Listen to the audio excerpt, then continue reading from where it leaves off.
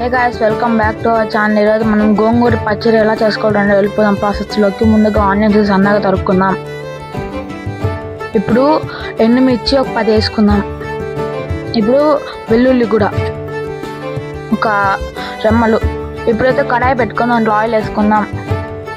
ఇప్పుడు దాంట్లో జీలకర్ర ధనియాలు అయితే వేసుకుందాం. ఇప్పుడైతే ఎండుమిర్చి వేసుకొని వాటిని కొంచెంసేపు ఫ్రై చేసుకున్న తర్వాత ఇప్పుడైతే ఆనియన్స్ వేసుకొని వాటిని కూడా గోల్డెన్ బ్రౌన్ కలర్ వచ్చేంత వరకు ఫ్రై చేసుకుందాం. ఇప్పుడు వీటన్నిటిని మిక్సీకి వేసుకుందాం.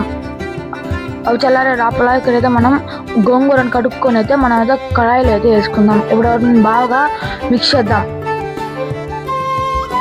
ఇప్పుడు మీ టేస్ట్కి అంతా కలుపు వేసుకోండి.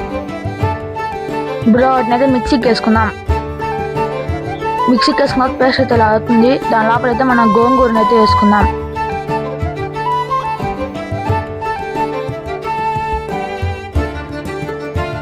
ఇప్పుడైతే దాన్ని మళ్ళీ అయితే మిక్సీ వేసుకుందాం. ఇప్పుడైతే కడాయి పెట్టుకుందాం. ఆయిల్ వేసుకున్న తర్వాత ఇప్పుడైతే జీలకర్ర వేసుకుందాం.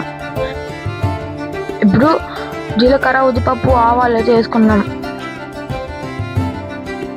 ఇప్పుడైతే కరివేపాకు వేసుకుందాం. ఇప్పుడైతే ఆ పేస్ట్ అయితే ఆ పచ్చడి అయితే వేసుకుందాం. ఇప్పుడైతే దాని అయితే బాగా మిక్స్ చేద్దాం.